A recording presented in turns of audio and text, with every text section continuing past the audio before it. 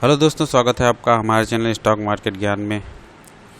और इस वीडियो में हम बात करेंगे एक और इंडिकेटर बोलिंजर बैंड की। इसके बारे में पूरी चर्चा करेंगे कि ये कैसे दिखता है चार्ट पर और इसमें कैसे काम करना होता है। लेकिन उससे पहले मैं आपको बता दूं कि बोलिंजर बैंड काफ़ी लंबा जो है वीडियो बनेगा, इसलिए मैंने इसको 2 पार्ट में बनाया है। पर इस पार्ट में मैं बात करूँगा कंस्ट्रक्शन की, कंसेप्ट की, पर्पस की और ड्रॉबैक्स की, इन सब की बात करूँगा। और अगला जो वीडियो लाऊंगा मैं बोलिंजर बैंड के ऊपर, उसमें हम बात करेंगे उसके ऊपर क्या स्ट्रेटजी है, उसके ऊपर कैसे काम करना है, उसको कैसे देखना है, इन सब के बारे में। तो आज के वीडियो में हम कुछ इसके कंस्ट्रक्शन की बात करेंगे, कंसेप्ट इसके पीछे क्या होता है, पर्पस क्या है, इन सब के बारे में बात करेंगे। उससे पहले दोस्तों गुजारिश है आपसे कि इस चैनल को आपने सब्सक्राइब नहीं किया, सब्सक्राइब कर लीजिए और साथ में लगे हुए बेल के आइकन को दबा दीजिए ताकि आने वाली सारी वीडियोस की नोटिफिकेशन आपको सबसे पहले मिलती रहे, क्योंकि मैं लेके आता रहता हूँ आपके लिए टेक्निकल एनालिसिस, डेटा एनालिसिस और चार्ट रीडिंग से रिलेटेड वीडियोस। और कोई सजेशन हो तो हमें कमेंट करना भी मत भूलिए दोस्तों। जैसा मैंने पिछले कई वीडियोज़ में हमने बात की थी मूविंग एवरेज की, उसके बाद में हमने बात की RSI की, फिर हमने बात की MACD की। इन सब के वीडियो आपने अगर नहीं देखें तो देख लीजिए कि बहुत बढ़िया आपको उसमें नॉलेज मिलेगा। जैसे मैं पहले ही बता चुका हूँ कि इंडिकेटर्स को 4 कैटेगरी में बांट सकते हैं। पहली कैटेगरी होती है ट्रेंड देखने की, दूसरी कैटेगरी होती है उसमें हम क्या करते हैं मोमेंटम बताती है, और तीसरी कैटेगरी होती है उसमें वॉलेटिलिटी जो है वो देखी जाती है।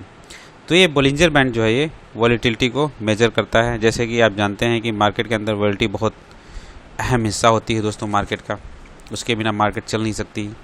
वॉलेटिलिटी का मतलब होता है उतार चढ़ाव। कोई भी स्टॉक या इंडेक्स जब भी चलता है तो कई बार ऊपर जाता है, कई बार नीचे जाता है। उस वॉलेटिलिटी को मेजर करने के लिए हम बोलिंजर बैंड जो है उसका इस्तेमाल करते हैं। हम इसमें क्या क्या चीज़ें देखते हैं और ये कैसे काम करता है उसकी बात इस वीडियो में हम सब करेंगे।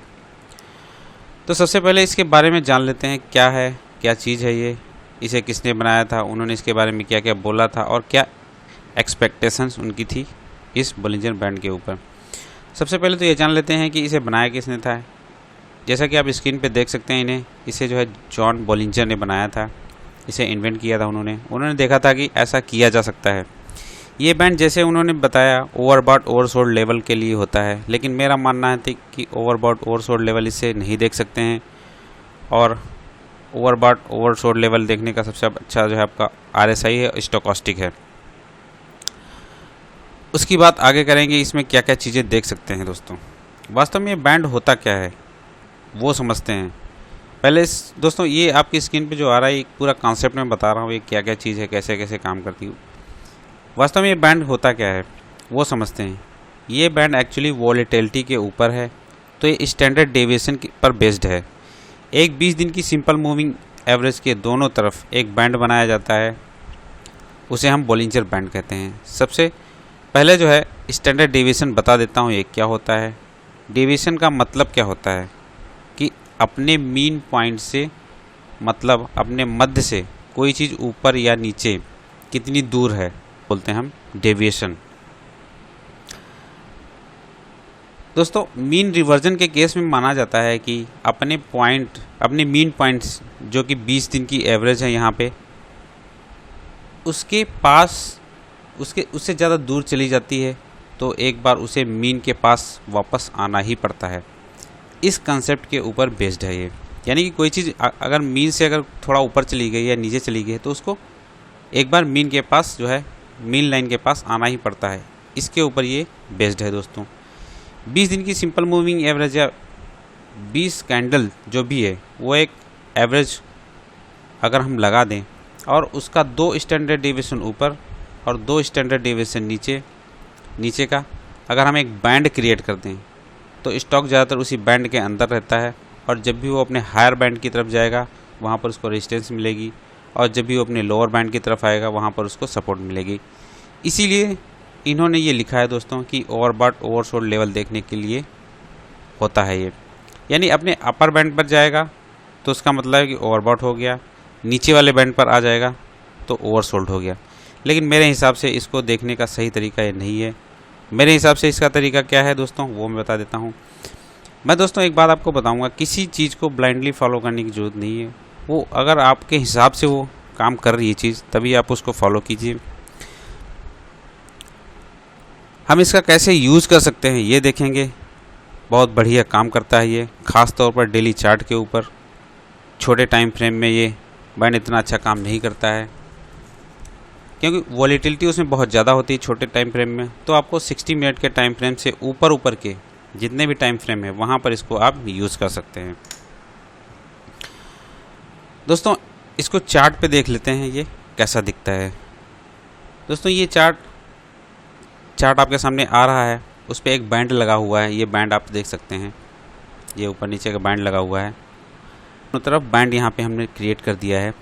इसके बीचों बीच एक एवरेज होती है, 20 दिन की सिंपल मूविंग एवरेज यहाँ पे लगी होती है। मैंने इसको हटा रखा है अभी तक, जिसको आप रख भी सकते हैं और हटा भी सकते हैं। मैंने इसको हटा दिया है और उसको हाइड भी कर सकते हैं। दोस्तों मैंने यहाँ पर हाइड किया हुआ है, लेकिन मैं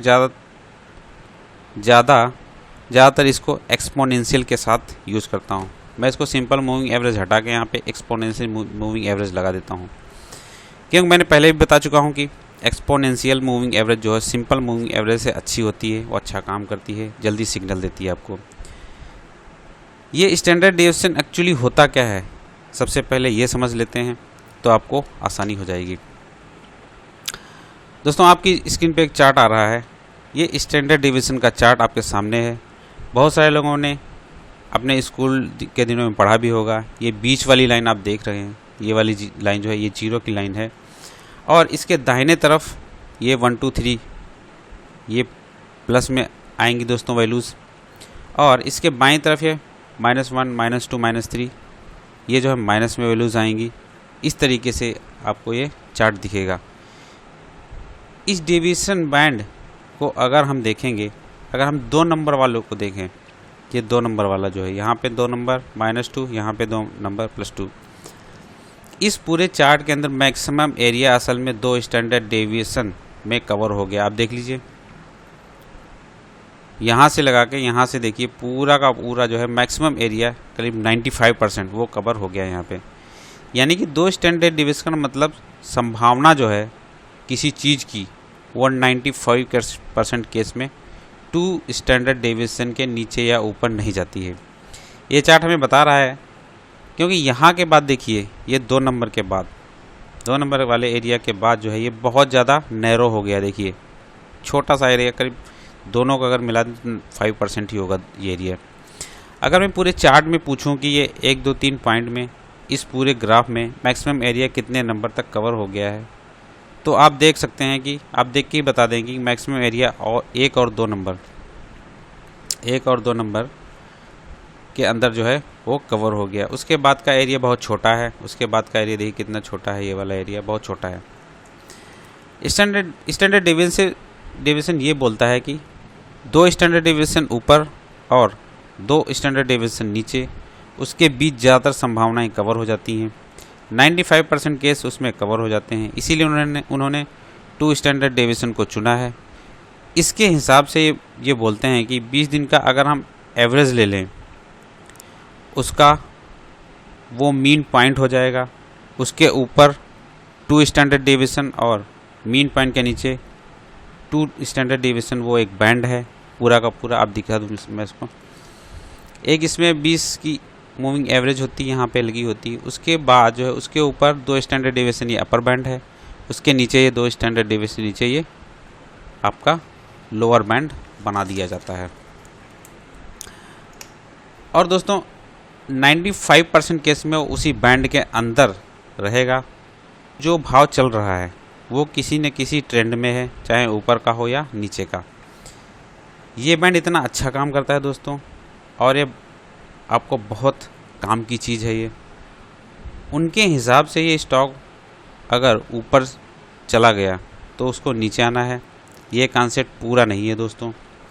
क्योंकि अगर ये स्टॉक किसी अप ट्रेंड में चल रहा होगा तो जनरली वो अपने अपर साइड वाले बैंड में ही काम करता रहेगा, और अगर वो नीचे चल रहा है तो, अगर वो डाउन ट्रेंड में चल रहा है तो वो अपने नीचे वाले बैंड में ही काम करता रहेगा। जैसा मैंने आपको दिखा दिया यहाँ पे, ये अप ट्रेंड में है तो बैंड के ऊपर ही काम करता रहता है, अगर डाउन ट्रेंड में चलेगा तो बैंड के नीचे अपर, मतलब कि ये नीचे वाले बैंड पे ही काम करता रहेगा। इस तरीके से अब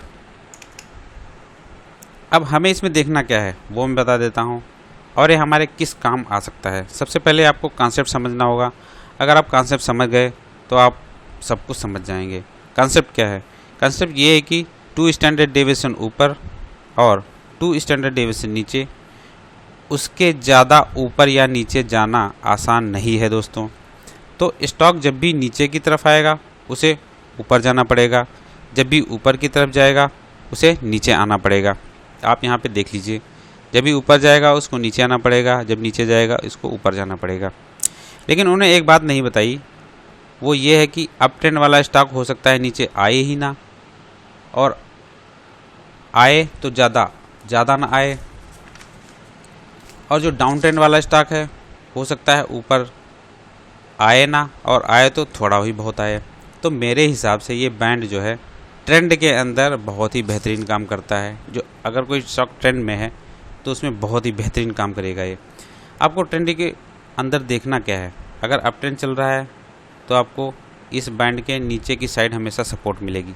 यहाँ पे देखिए आप, जब ये ऊपर की तरफ चल रहा है, जब नीचे आएगा तो यहाँ पे उसको सपोर्ट मिलेगी, और अगर नीचे का ट्रेंड चल रहा है तो हमेशा अपर बैंड पर हमेशा रेजिस्टेंस मिलेगी। ये है पूरा सच दोस्तों, जो इन्होंने शायद वो बताया नहीं।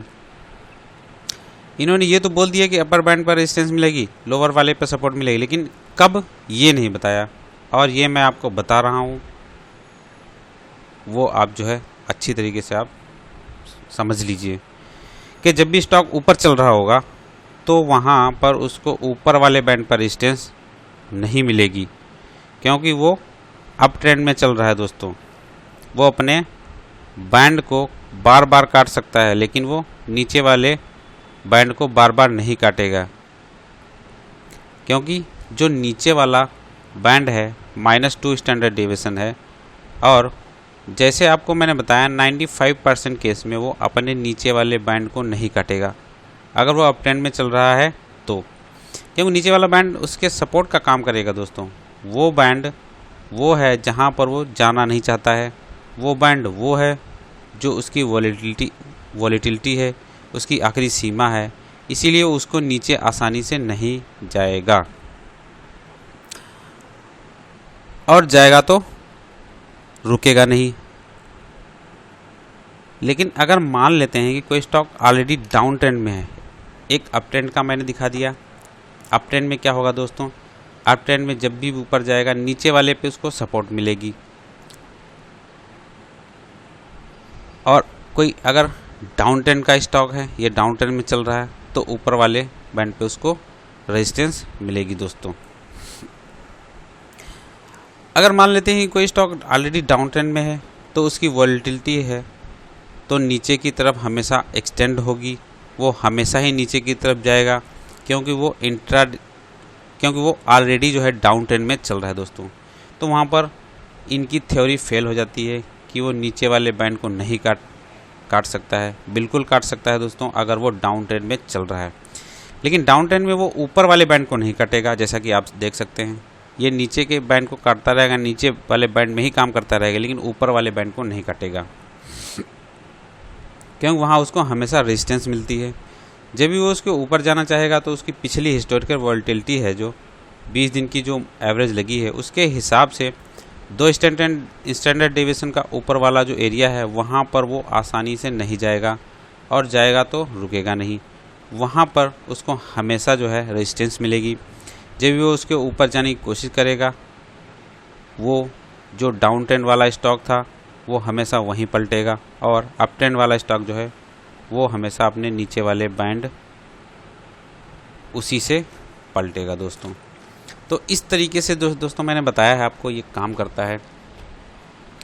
जब भी कोई अप ट्रेंड का स्टॉक है उसको यहाँ पे नीचे वाले बैंड पे सपोर्ट मिलेगी, और कोई अगर डाउन ट्रेंड का स्टॉक है तो उसको अपर वाले बैंड पे रेजिस्टेंस मिलेगी। ये दोस्तों इसमें काम करने का तरीका है, और इसमें क्या क्या चीज़ें नोट करनी होती हैं, और इसमें ट्रेड लेने के लिए आपको क्या क्या देखना होता है, और कैसे कैसे उसको आपको ट्रेड लेना है इसमें, वो सब बातें दोस्तों अगले वाले वीडियो में करेंगे। तो अगला वाला वीडियो जो है देखना मत भूलिए। आज के लिए दोस्तों इतना ही। अगर आपको वीडियो पसंद आया तो लाइक और शेयर कर दीजिए। अगर हमारे चैनल को सब्सक्राइब नहीं किया सब्सक्राइब कर लीजिए, और कोई अगर सजेशन हो तो हमें कमेंट करना भी मत भूलिए दोस्तों। Thank you.